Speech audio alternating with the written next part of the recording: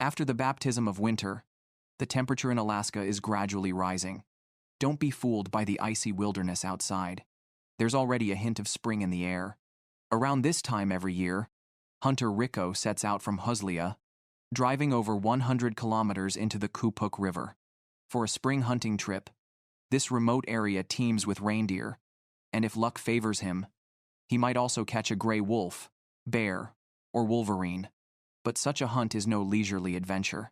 It's more like risking one's life.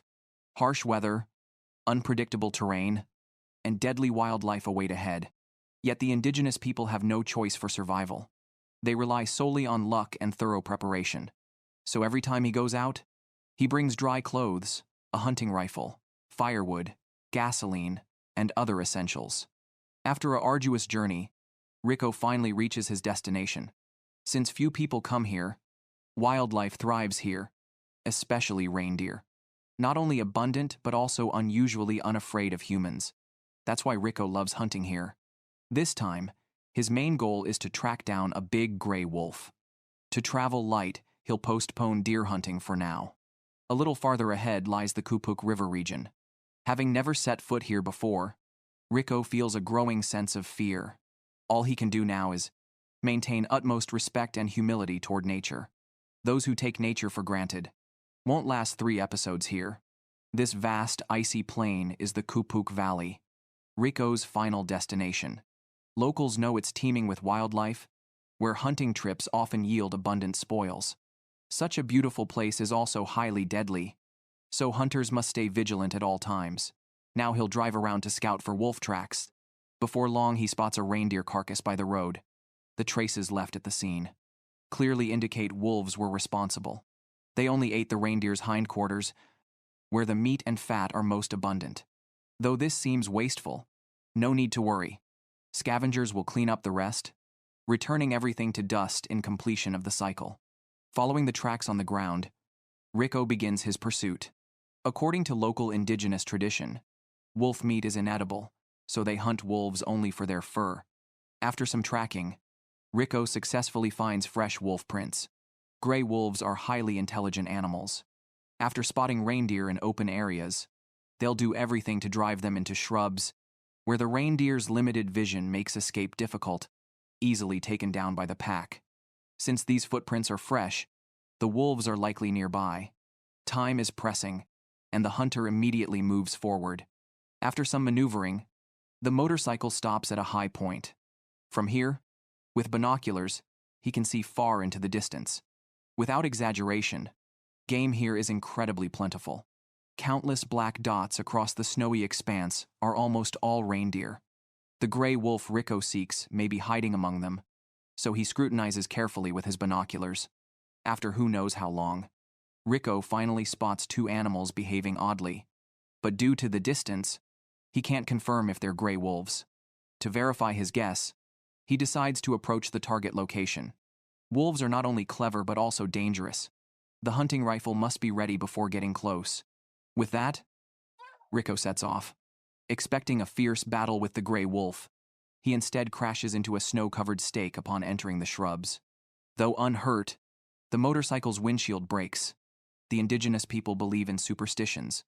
With such bad luck today, it seems wolf hunting isn't meant to be. After patching up the windshield with tape, Rico turns around, preparing to hunt a reindeer instead. But now, the reindeer that were everywhere before have all vanished, and a thick fog is rapidly rolling in. Clearly, this place isn't safe to stay. Thinking he'd go hungry tonight, luck still favors him. Just ahead, a target appears. Using the motorcycle as cover, he aims at a male North American reindeer. With a single bullet, Rico harvested hundreds of pounds of meat, his heart brimming with joy. To lighten the load, he gutted the prey and discarded all the entrails. This wasn't waste, as they simply didn't know how to eat them. Life in the wilderness, though fraught with danger, was undeniably free. Without the rat race of modern life, they lived comfortably with ample food and clothing. With harsh weather approaching, after loading the reindeer onto the sled, Rico immediately left. The greatest reward for this journey? A fresh meal of venison in a sheltered spot. The adorable beaver, is an invaluable resource for hunters. Their pelts are worth a fortune, and their meat and fat are rare delicacies. On the last few days of trapping season, hunter Rico, accompanied by his son Keenan, found a beaver lodge on a pond in Huslia. Typically, they pile up logs like a mound, making them easy to spot. After roughly locating the entrance, they cleared away the snow. Rico brought his son along, not for help. Honestly, not causing trouble was already a relief. The real reason was to pass down all his survival skills and traditional knowledge. He hoped his children would grow up to become traditional hunters like him, continuing to uphold their way of life on this land. Back when he was a child, he learned the same way from his father. Once the snow was cleared, they fired up the chainsaw, cutting a square opening in the ice, then setting up snare traps.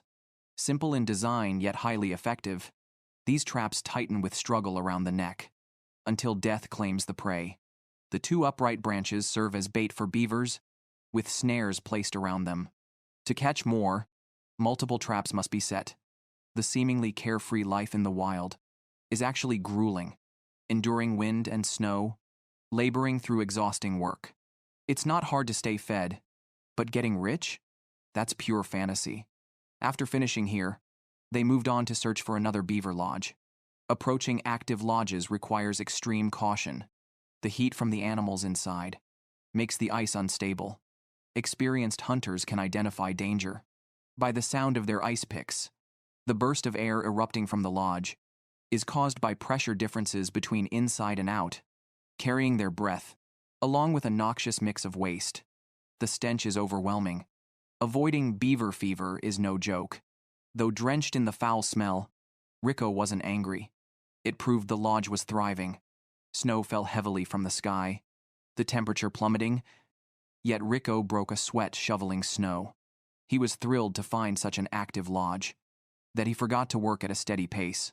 In these conditions, sweating must be avoided at all costs. Rapid heat loss could lead to hypothermia, a life-threatening risk. After setting the traps, they waited patiently overnight. The next day, father and son returned happily to check their traps. One of a hunter's favorite activities. He chipped away at the ice, lifting each snare one by one. The weight alone told them there was no prey. Disappointed, they checked the neighboring traps as well, still empty-handed. Such fruitless attempts were common for hunters, and Rico took it in stride. Now his son could experience the letdown of coming up empty. Before leaving, they piled snow over the traps to improve them, then drove to the next location. They'd expected a busy lodge to yield results, but once again, they struck out. Both were crestfallen. They hadn't imagined catching nothing. Now all their hopes rested on tomorrow.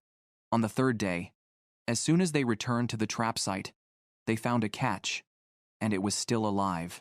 To end its suffering, Rico dispatched it with a .22 caliber bullet. Their first success boosted their confidence, and they immediately set off for the next location. At the more active lodge, they caught a second beaver. After hauling it out of the water, they used snow to dry its fur, making skinning easier. Their final trap held another surprise, a third catch. From empty-handed yesterday to Manzai today, that's the essence of trapping's allure. With so much game, the father-son duo decided to give one to their elders as a tribute. Now, the question remains, if you lived in this environment, would you want your children to grow up immersed in this traditional culture? In the isolated wilderness, how can a child satisfy a craving for roast chicken? Buying from a store is out of the question. The nearest town is over 100 kilometers away. Their only option is to hunt ptarmigan or grouse and cook it themselves. Early spring in Huslia sees temperatures around -8 degrees Celsius. Hunter Rico is out in the wild with his son Keenan and daughter Maya, searching for game. In this desolate place, the only way to get fresh food is to hunt. Keenan and Maya are still young, so Rico only brings them on safe hunts like this. After some effort, they spot their first prey of the day. A snowy white ptarmigan, such a rare training opportunity, is always given to the children. Rico pulls out his hunting rifle, chambers a round, and hands it to Keenan. But, due to his lack of experience, the boy takes too long to aim, missing the shot. No matter. Ptarmigans are abundant here. The three continue onward, and soon find new targets. As they prepare their guns, some skittish ptarmigans start to flee. By the time the young hunter is ready, dozens have flown away. Rico isn't angry. He knows training a novice hunter requires immense patience. With so much game around, they can always try again. The all-white ptarmigans blend into the snow, making them hard to spot with the naked eye. So their footprints become the main clue for tracking. When they find fresh prints, they stop and search the area carefully. This time, Keenan spots the target first, a group hiding in nearby shrubs. Rico quickly prepares his son's tools, eager to redeem the earlier miss. But the same thing happens again. Too slow on aim, the ptarmigans escape. Now Rico notices Keenan seems afraid of the gun. As an indigenous hunter, he doesn't want his children to feel out of place with this land. Hunting is key to survival, so they must learn to overcome fear. The only way is to face it bravely. After walking much farther, they finally find another target. At the edge of a forest, Keenan sees his father's dedication and resolves to conquer his fear. He pulls the trigger again, and this time, the ptarmigan drops. It's not about perfect aim. The 410 shotguns widespread allows room for error. Through perseverance, the three bagged a ptarmigan. Keenan officially earns his title as a young hunter. In 2 more years, his sister Maya will follow suit and take her first game. As the saying goes, one place nurtures its people. Many indigenous folks like Rico still rely on the land for survival. They'd never send their children to bustling cities to join the rat race. Instead, they teach them traditional skills: hunting, trapping, to uphold their connection to this land that has fed them for millennia. With their game secured, they need to cook it while fresh. The three find a sheltered spot, clean the ptarmigan, fry it in a pan, and enjoy their meal. Here's the question: would you choose modern city life for your children, or keep them in the wilderness's hardships? Running a gas station and lodge alone, north of the Arctic Circle. What kind of extraordinary experience is that? Sue, an markswoman with exceptional skills, has operated the Kavik camp for years. This extremely remote transit station usually only has her alone, handling all work single-handedly. Winter had just begun when a blizzard swept across the camp, submerging it in endless snow. The temperature plummeted to around -23 degrees Celsius. Before the snow grew deeper, Sue needed to winterize vulnerable equipment, like water pipes. In midwinter, snow piles up meters deep. By then, it's too late for adjustments. The cold makes every task grueling, with risks of frostbite. Even when frigid air triggers vomiting, Sue couldn't stop. Hiring a plumber flown in from hundreds of kilometers away was simply unaffordable.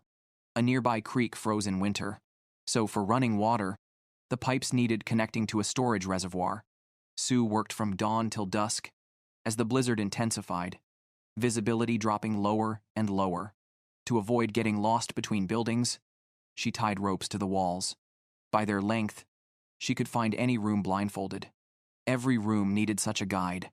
The blizzard's dangers didn't end there.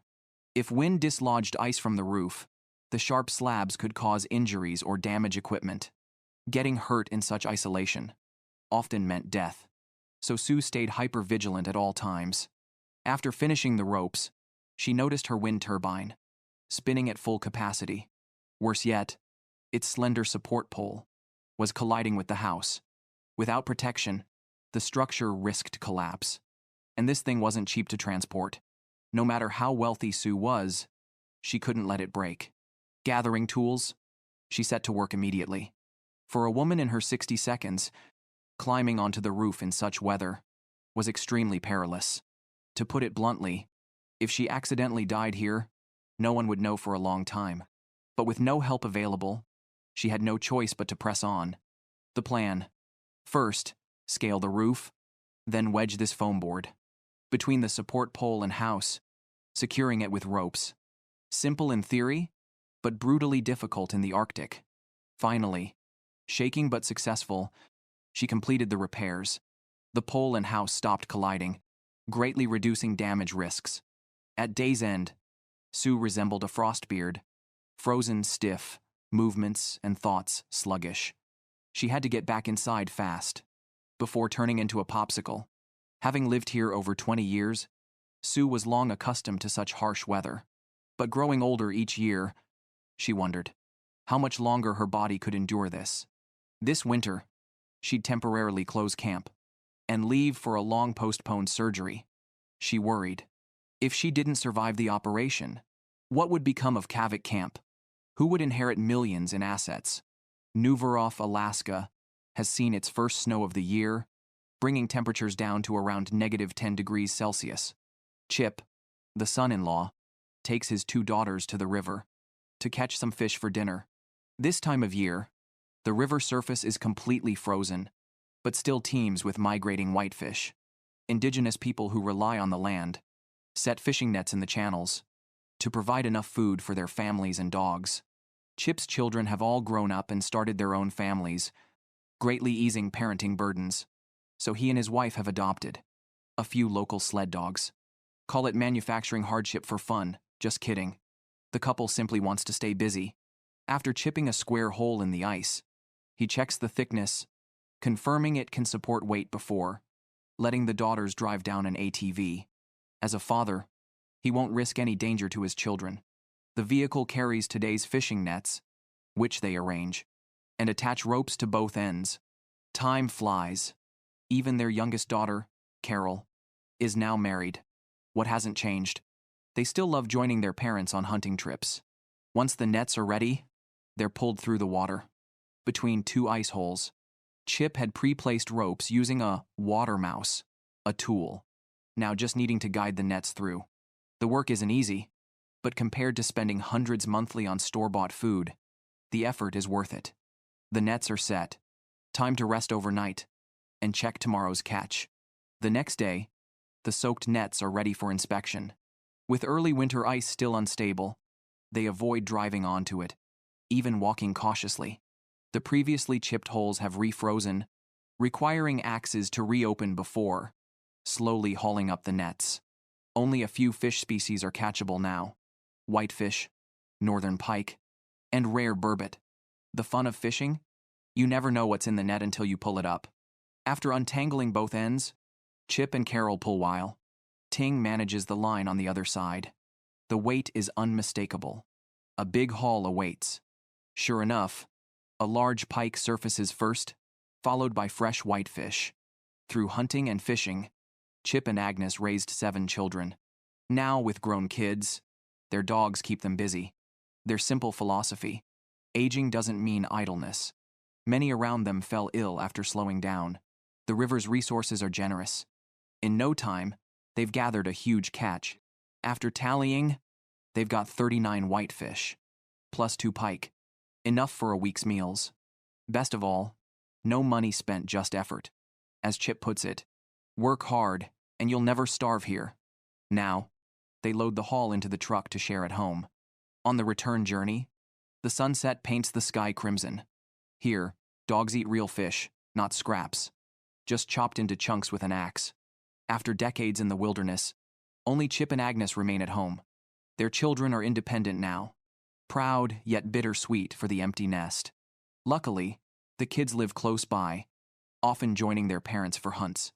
With their dog's company, life stays fulfilling. Who wouldn't want such a golden years? In the snow-covered expanse at -30 degrees Celsius, Hunter Johnny tracks free food through the Brooks Range of Alaska, the only human for dozens of kilometers. After pursuit, movement ahead. Through binoculars, he spots dozens of North American reindeer, resting on a lakeside behind trees. Seeing so much meat within reach, Johnny is thrilled. Winter has just begun, and he'll need ample reindeer meat to survive the long, cold months. Cautiously, he tosses snow into the air to check wind direction, avoiding an upwind approach that might spook the herd. Once oriented, he detours downwind for closer access. Reindeer here constantly migrate to find food beneath the snow. Such encounters are rare. Today, he must take one. Johnny's home is remote, 300 kilometers from the nearest town, a harsh place to live. He has no goals, desires, or dreams, just seeks freedom in this undisturbed land. On his trail, he finds a snow pit, carved by reindeer digging for moss beneath the snow. Despite the tough life, these animals stay robust, a testament to their environment. Using trees for cover, Johnny moves stealthily to the herd's flank. Invisible to them, he relies on intuition alone. For positioning, why not use drones? Not unaffordable. It's illegal. If hunting were too easy, animals would face extinction. Today's luck holds. After circling to his target spot, the herd hasn't fled. Through his scope, he spots young males, the best in flavor and texture. A brief scare passes. The reindeer seem unaware. To ensure a clean kill, Johnny risks closer approach. Finally in position, he aims and fires, but strong wind misses the shot. The herd bolts. Undeterred, he mimics reindeer calls. Surprisingly effective. He tries again. Second shot. Third. Fourth. All miss. His hands now numb. He warms them in his coat. One last attempt. Success. The hit isn't fatal. The animal is wounded but still suffering. A ethical hunter ends this pain swiftly. Johnny delivers the final blow. Exhausted, the hunt drains him completely. But the outcome justifies the effort. A reindeer secured for winter survival. After a brief rest, he rides the snowmobile out of the camp. For hauling heavy supplies, nothing beats this for efficiency. Back at the camp, no time to rest. He must quickly process the game before the precious meat spoils. There are thousands of reindeer here, but scattered across vast wilderness, they're hard to find. Add their ever-changing migration routes, and spotting a herd near camp is pure luck. This hunt yields over 100 pounds of lean meat, enough for a month.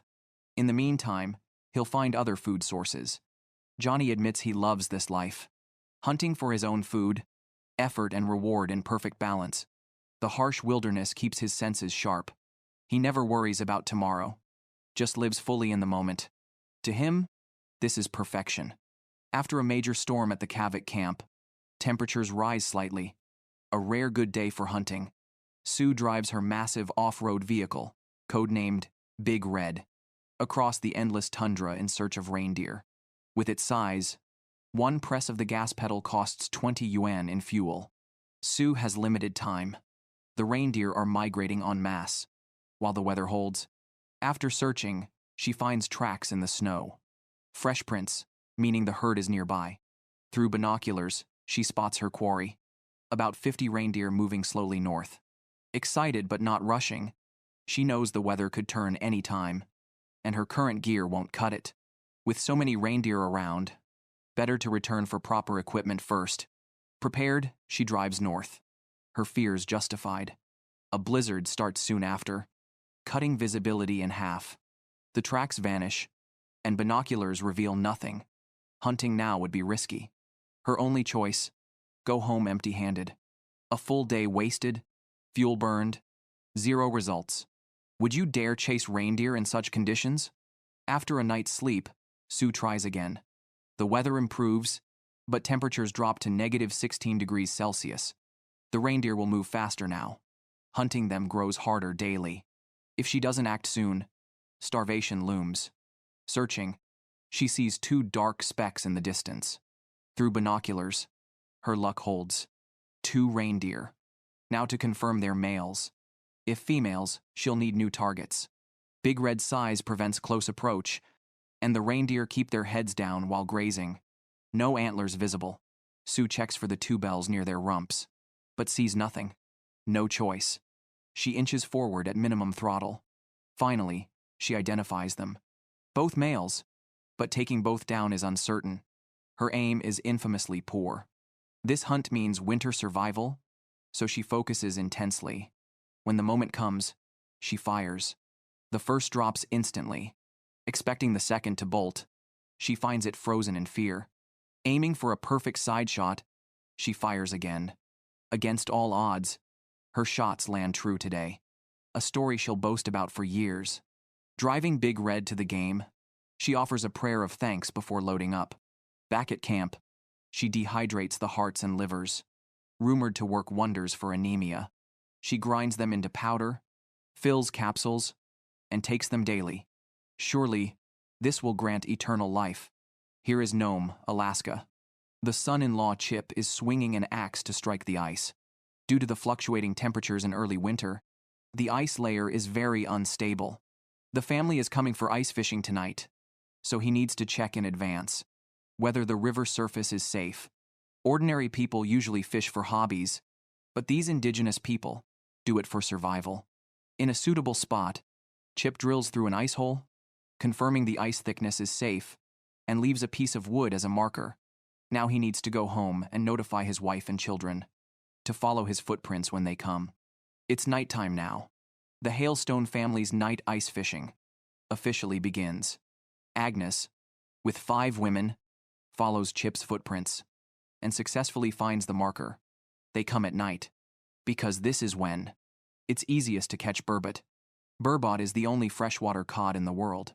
Its extremely delicious taste earns it the name poor man's lobster from the locals. Generally, catching 1 or 2 burbot is enough to treat the family. That said, their scarcity makes them hard to catch. Ice fishing tests patience immensely. The long wait not only wears everyone out, but also leaves them freezing. Whenever this happens, they break into traditional dances to warm up and improve luck. Frequent empty-handed anglers might want to learn from them. The indigenous fishing gear is simple. A branch tied with a hook and line, plus some bait, is enough to catch big fish. But tonight's luck isn't good. After hours of effort, none of the 6 people catch a single fish. They keep shaking their rods to make the bait look alive. After doing this all night, their hands might still twitch reflexively in their sleep. Unnoticed, it's past 1 a.m. It seems they'll all go home empty-handed tonight. Before leaving, they'll wedge branches between both ends of the ice holes to set up automatic fishing traps. Time flies, and it's the next night already. The mother-daughter duo returns to the fishing spot. Their first task is to drill open the ice holes and check the traps. A catch would be great. If not, they'll keep fishing. After checking all traps, only Carol manages to catch 1 burbot. Though small, it's already a decent result. The Hailstone women aren't satisfied yet. They continue fishing, hoping to catch a few more burbot, so everyone can get a bigger share at dinner. For Agnes, having so many daughters is a blessing. Though they've started their own families, they still love joining their parents for hunting and fishing. Being together as a family makes everything enjoyable. A few hours later, wind picks up outdoors, and the temperature drops, bringing a noticeable chill. They decide to head home and cook Carol's fish for midnight snacks. It's past midnight now, and the family enjoys this hard-earned meal. At Chip and Agnes's age, being able to gather the whole family for happy hunting, fishing, and meals. With harmonious children, no conflicts among siblings, and thriving grandchildren, is a rare joy. Honestly, their fulfillment surpasses 90% of people. When we grow old, if we can reach the Hailstone state, we'll have no regrets.